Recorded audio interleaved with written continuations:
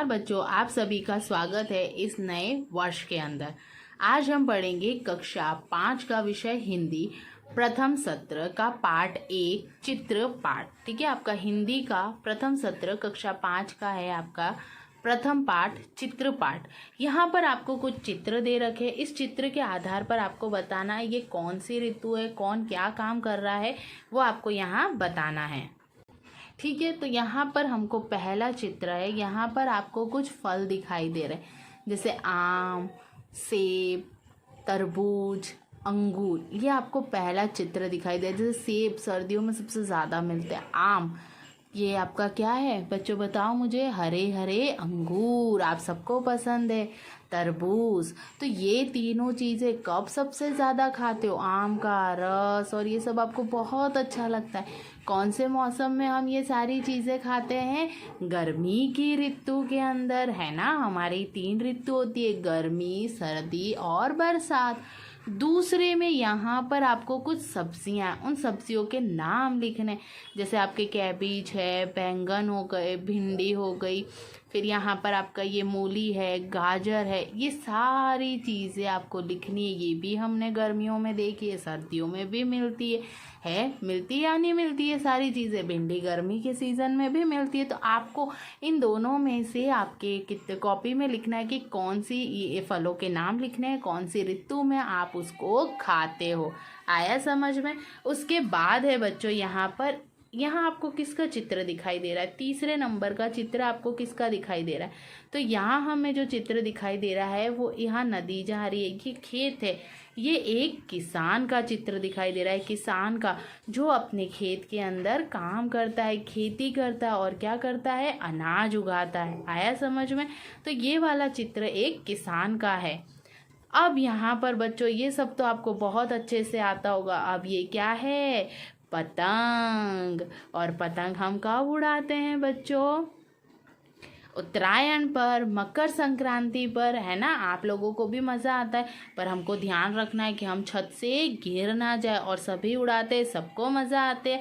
तो ये हमारा किसका चित्र दे रखा है? उत्तरायण मकर संक्रांति का चित्र दे रखा है।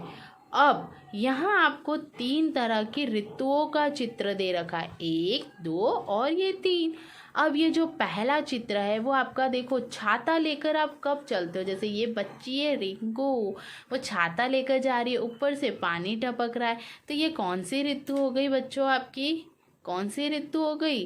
वर्षा ऋतु। क्यों? क्योंकि बारिश में आप रेनकोट पहनते हो, बारिश में आप छाता लेकर जाते हो और मज़ा आता है नहाने में, छप छप करने में।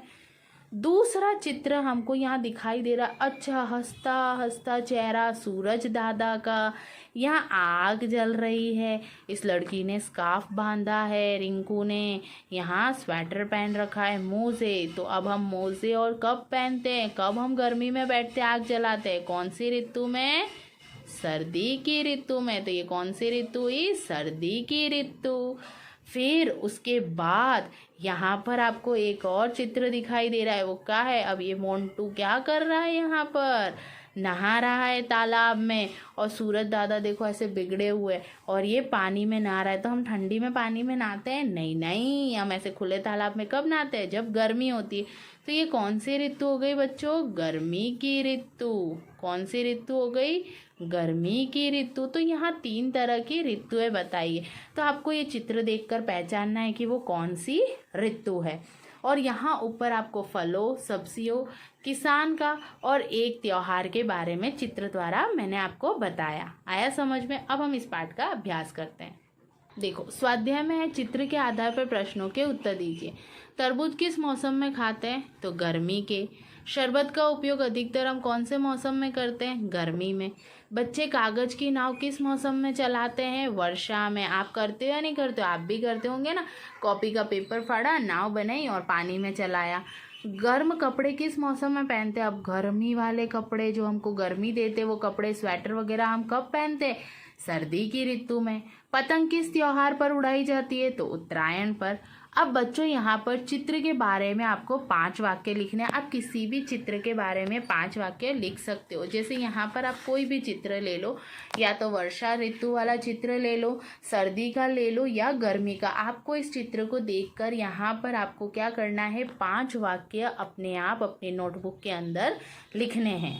अब देखो, उसके बाद है नीचे दिए गए चित्र के आधार पर 10 वाक्य लिखे। तो यहाँ मैंने कुछ वाक्य लिखे, बाकी आपको अपने मन से बनाकर लिखने।